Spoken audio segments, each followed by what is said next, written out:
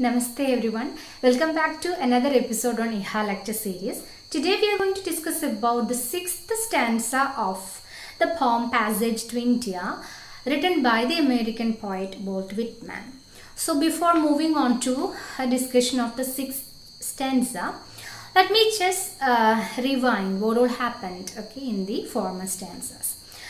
Whitman actually started the first stanza by celebrating three achievements of his present, and those achievements are opening of Suez Canal, transatlantic cable which was used for telegraph communications, and opening of a transcontinental railway. Are you getting it? And he also told us that we shouldn't forget our past, we shouldn't forget the efforts of our ancestors, those men who were striving to find out, to unfold the mystery. So he says that what we have in the present, it is just a growth out of the past. Moving on to the second stanza, he introduced in front of us the importance of the myths, the fables, the legends of Asia and Africa. By doing all this, he was actually trying to talk about a different religion of his own. And in his religion, he wants to join together the scientific achievements of the present with the spiritual attainment of the past. That is why he made reference to the myths, legends and fables of Asia and Africa. When we discussed the third stanza, he was actually commenting on two pictures, two tableaux, which were they? Of course, the opening of Suez Canal and of course the opening of the transatlantic railway.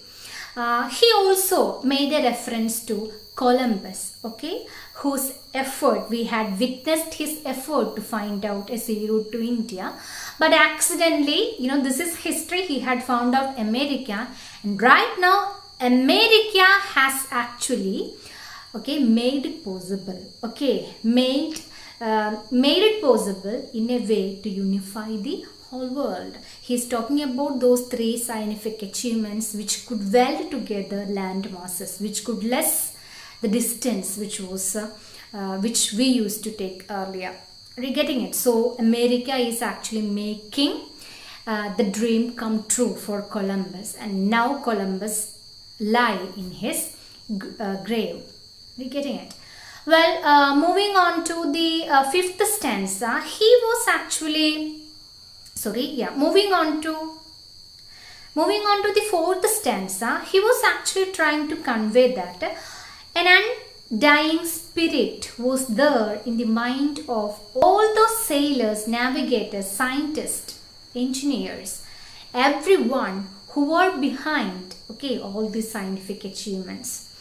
And he says that it is all because of that undying spirit, to find out a passage to India, to find out a passage to the spirituality, which actually impelled them, which forced them, and as a result, Vasco da Gama also came to the scene, and he could find out a sea route to India. He also talks about the role America should play. He actually entrusts the responsibility of the unification of the world to America. That was how we ended discussing first stanza. Let us see what is in the sixth stanza. Now, moving on to the sixth stanza as such. Ear at whose wide flung door I sing, year of the purpose accomplished, year of the marriage of continents, climates and oceans, no mere dodge of Venice now wedding the Adriatic. I see, O ear, in you the vast terra aqueous globe, given and giving all. Europe to Asia, Africa join, and they to the new world. The lands, geographies, dancing before you, holding a festival garland, as brides and bridegrooms hand in hand. This is how the first section of the sixth stanza ends. So Over here, Whitman is celebrating an year, which is the year 1869. Okay, he's celebrating year of marriage of continents, climates and oceans. Just because all these three scientific achievements made possible the marriage of continents, climates and oceans. Are you getting it? So the year at whose wide flung door I sing. Okay.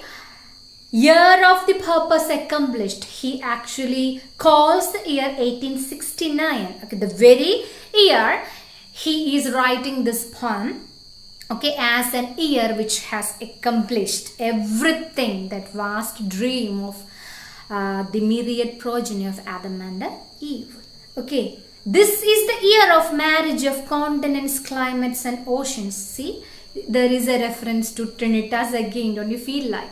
In the former stanza, we had been discussing about a Trinita that the poet will be accomplishing. Okay, the Trinita of God, man and nature. Over here too, you have that combination. Another set of Trinitas, the marriage of continents, climates and oceans. Are you getting it? No mere Doge of Venice, now wedding the Adriatic. Adriatic is actually the name of the sea. So there is of course a reference to why he is actually connecting Doge of Venice. D-O-G-E, Doge means a city magistrate. Okay, what is the connection of the city magistrate of Venice to the Adriatic Sea? So the story actually goes like this. See, when Venice was a city-state, in an annual ceremony, okay, the Doge of Venice or the city magistrate, he used to throw a golden ring onto the Adriatic Sea. Okay, this actually referred to, or it actually symbolized marriage between Venice and the Adriatic Sea. Why such a marriage? Just because Venice actually depended on the Adriatic Sea for its prosperous commerce.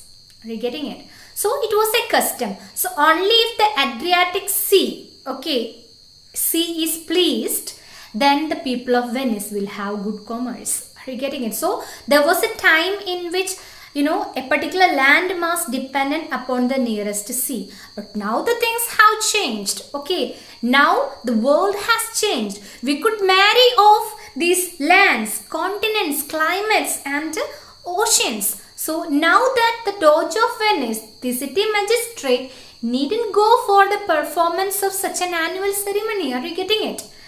Well, I see, O ear, in you the vast terra-aqueous globe, given and giving all. So I could see you, okay, the year 1869. I could see in this year the vast terra-aqueous globe, that means the world. Terra representing land, aqueous representing water. Terra-aqueous globe. Okay, the whole world. Okay, it is giving and given.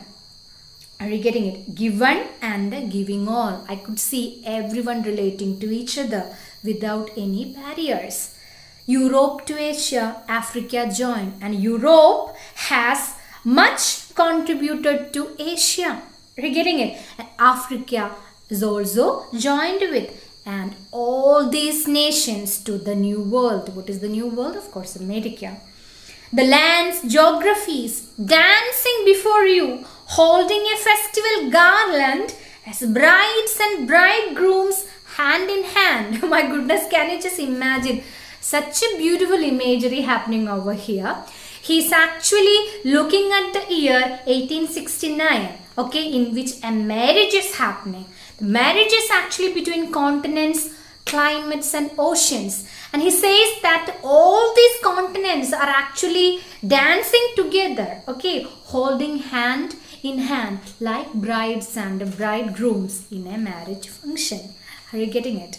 Well, passage to India, cooling airs from Caucasus far, soothing cradle of man, the river Euphrates flowing, the past lit up again. So he has not actually come back to the present totally. Okay, he's still reflecting. Okay, he's still thinking about the past, what had happened. So So over here you have a reference to Caucasus. It is a popular belief that the human race had originated in the Euphrates Valley, which is of course placed in this particular place, Caucasus. Okay, cooling airs from Caucasus far, soothing cradle of man. So that was the soothing cradle of man where we originated. That was our cradle. Okay, and the river Euphrates flowing. So I could again, okay, go back and remember the river Euphrates flowing. The past lit up again. Okay, on that valley we flourished. Okay, we were there in the Euphrates river. Well, the past lit up again. Again, I'm just getting back to our past. Now that we have accomplished. Well, lo sol, the retrospect brought forward the old, most populous, wealthiest of earth lands. What is that wealthiest of earth lands? Of course, he is referring to India. Okay, lo sol, okay, o sol, the retrospect brought forward. Okay, I'm just taking the past onto the present. The old, most populous, wealthiest of earth lands. Okay, he is referring to India. The streams of the Indus and the Ganges and their many affluents. Okay, he is referring to Indus Valley civilization. Okay, different civilizations and all, and there are many affluents. Affluents means tributaries of the river. I my shores of America walking today, behold, resuming all. Okay, right now Walt Whitman is actually walking on the shores of America. Okay, but he is just getting back to a retrospect. Okay, when we had this Indus Valley civilization thriving on the land of India. He is just getting back to the past. The tale of Alexander. In the coming lines we have a description, okay, about India. The tale of Alexander on his warlike marches, suddenly dying, one side China and on the other side Persia and Africa. To the south the great seas and the Bay of Bengal.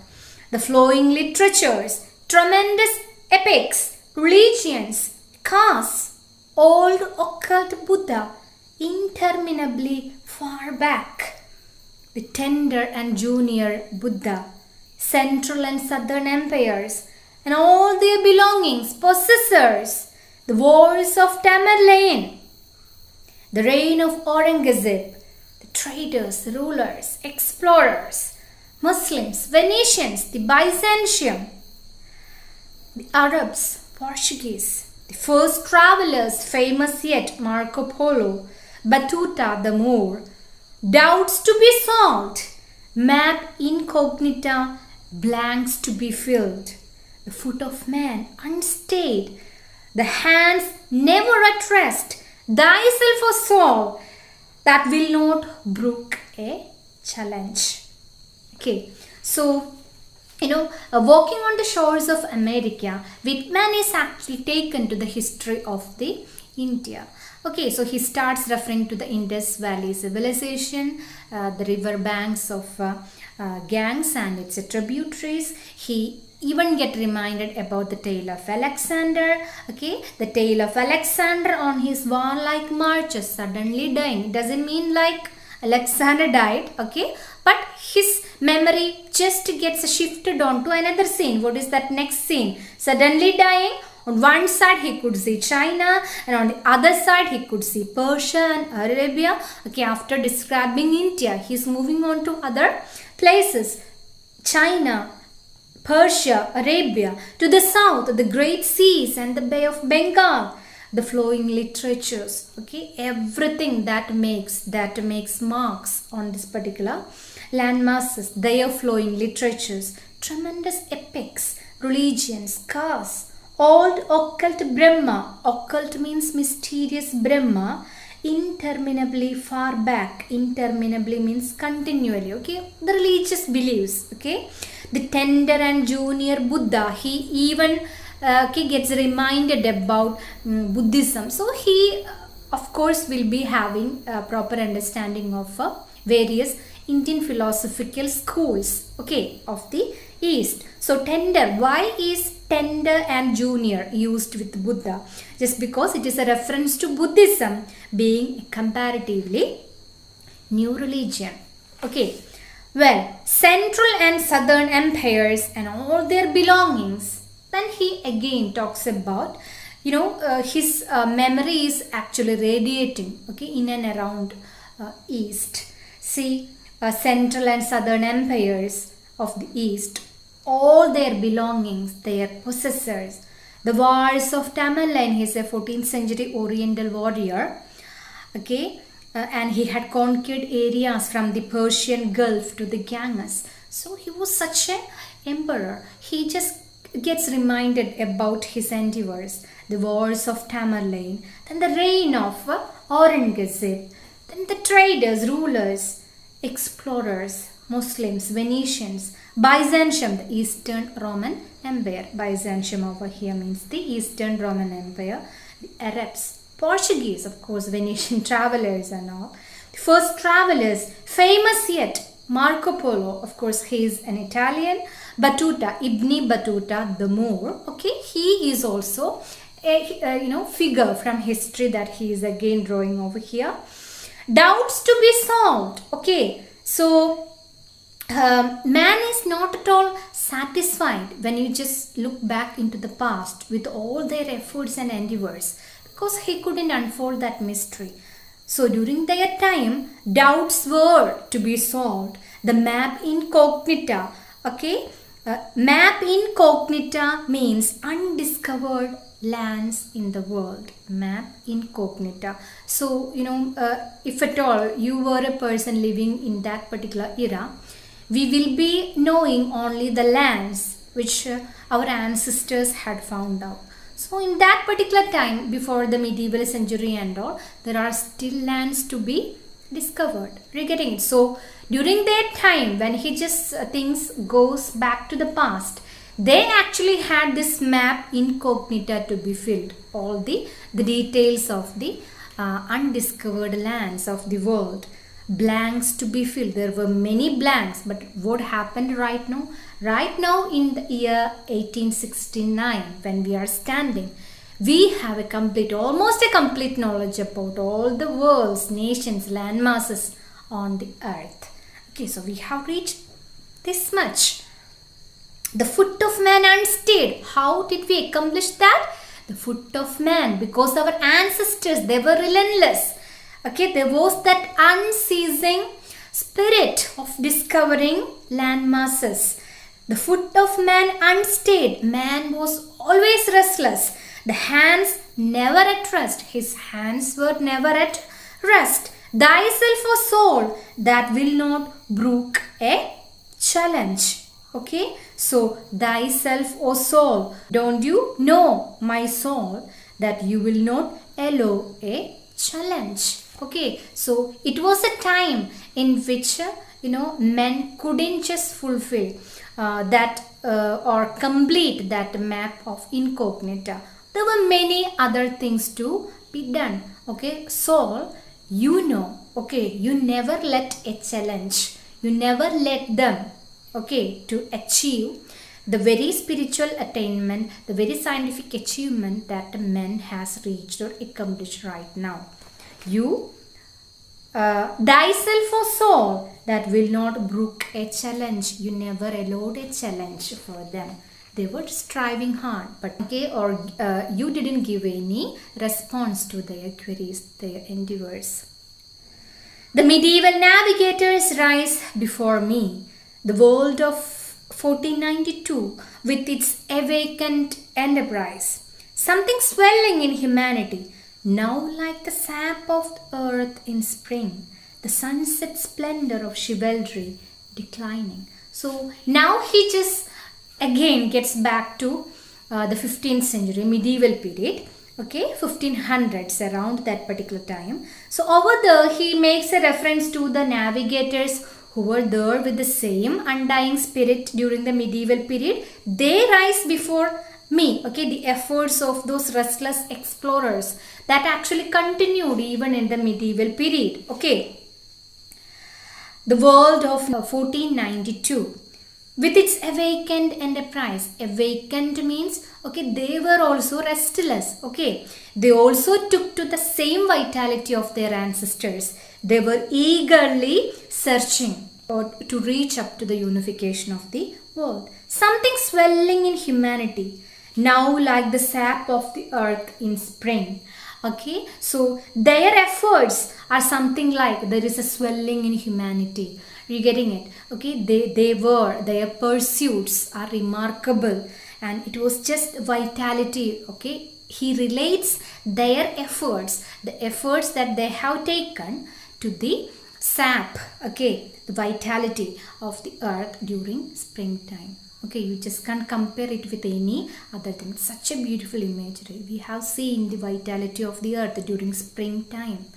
Okay, so the same vitality was there, okay, with the medieval navigators too. The sunset splendor of chivalry declining. Okay, sunset splendor means dying splendor. Okay, he is again referring to okay, the medieval period in which the chivalry, okay, that was declining, in the sense that they couldn't also accomplish, okay, everything that they wanted.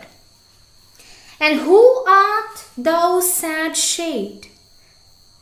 Who is that particular shade over here? He's talking about somebody. Gigantic visionary, thyself a visionary with majestic limbs and pious beaming eyes, spreading around with every look of thine a golden world, enhuing it with gorgeous hues. So who is that figure? Let's see. And who art thou, sad shade? Sad shade means sad shadow. Okay, when he just went back to the 15th century medieval period, when he went back to the past, he could see a sad figure in the history of mankind who was also a navigator like that. Okay, who is that figure? He is giving reference to Columbus. Okay, he says that he was a gigantic visionary. Thyself a visionary. You yourself were such a visionary. Okay, because you could carry forward that very undying spirit in your lifetime. With majestic limbs and pious beaming eyes, you had strong limbs, okay, which actually helped you, okay, to go for the voyage. You everything that you were made of, okay, it supported you. The radiating eyes, pious beaming means your radiating eyes, because he had that undying spirit. He was determined to find out sea route to India. Well, spreading around with every look of thine a golden world. Okay, spreading around means inspiring everywhere. Okay, wherever you went, you found that as a golden world. Enhuing. See, the spelling is E-N-H-U-I-N-G, but it is pronounced as O, long O in the beginning. Enhuing. Enhuing means coloring. Okay, spreading around with every look of thine a golden world, coloring it with gorgeous hues. H-U-E, hue again means colors. Are you getting it? So, you had also started the same journey. Okay, your eyes were radiant, you were determined. Okay, and you looked on to the each and every new world that you found with the colors. Okay, okay, you found those lands that you discovered as precious. As the chief historian, see over here, it is not historian, spelling is different. Historian, the word historian means actor. Okay, as the chief historian, down to the footlights, walks in some great scena, dominating the rest, I see the admiral himself. History's type of courage, action, faith. Behold him sail from Palos, leading his little fleet. His voyage, behold, his return, his great fame. His misfortunes, calumniators, behold him a prisoner chained. Behold his dejection, poverty, death. So we know the merit of Columbus. But what had happened to him? Over here, Walt Whitman actually takes the character of Columbus, okay, as a person who had literally accomplished his dream, but what he had got in return. He was, okay, imprisoned towards the end of his life. The life never rewarded him in a worthy way. He had accomplished all this, okay. He had made, of course, a few of his dreams come true. But see, what happened? Although he was trying to find out a sea route to India, of course, he ended up in finding out America, okay. But still, he had cherished that, okay, that discovery that he had made. He was looking at it as something really, really great, okay. But what he got down to the footlights, walks in some great scene. Over here, scene, S-C-E-N-A, it's a scene in an opera.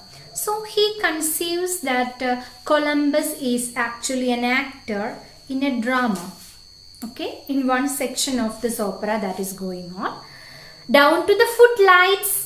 So you can imagine, when the drama is going on, Columbus is actually standing, okay, as an actor right under the footlight, dominating the rest. I see the admiral himself, okay. He just compares the past event that happened in the history as a drama that happened on the stage of the world. We're getting it? And he considers Columbus as the chief person, okay. He was the hero of his time, okay. I see the admiral himself. Who is the admiral? Columbus. History's type of courage, action, faith. Whitman says that Columbus actually had all qualities in him which could have made him the hero. Okay, he had the courage, he had the action, he had the faith within him that was there in that period. Behold him sail from Palos. Palos is the name of a seaport in Spain. Whitman could behold him, he could remember him as a person who is starting his voyage from the port at Spain.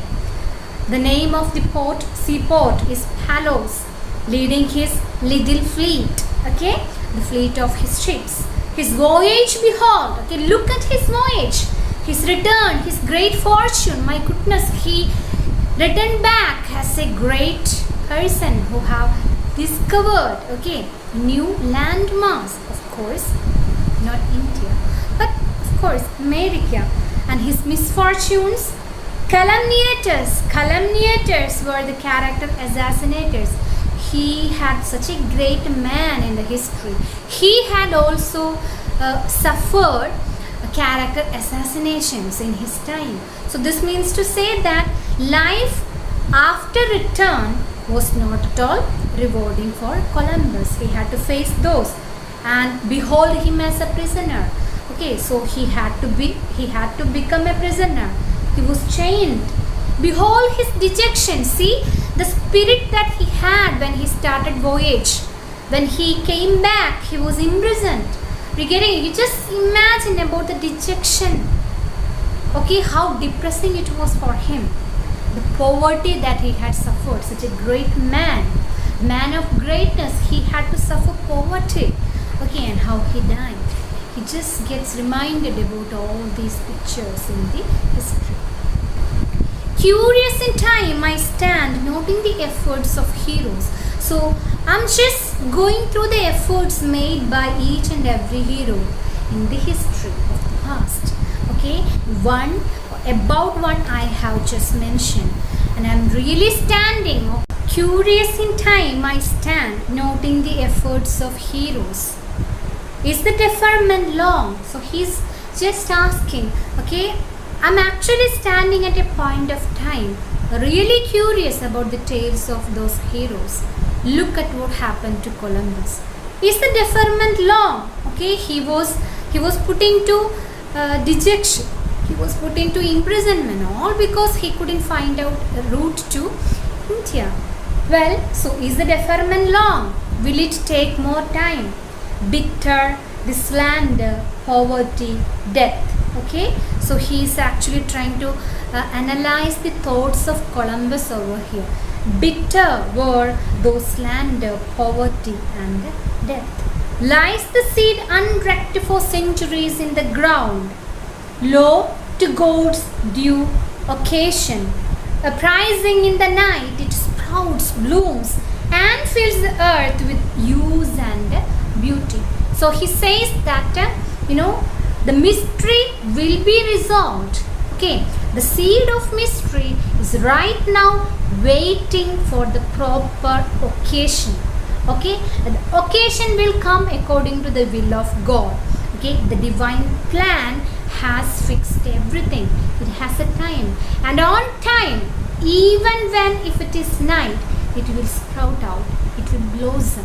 Okay, and it will just fill the earth with beauty and use. Are you getting it? So he says that that vision that will never ever die. It will remain, and it remains until God's good occasion. When the occasion comes, it will fill the earth with the use and beauty. So this is how he ends the 6th stanza, and I have already done 7th, 8th, and the concluding stanza too. This is how this particular stanza ends. I hope the points that we have discussed over here are clear with you. So prepare very well. Thank you for listening.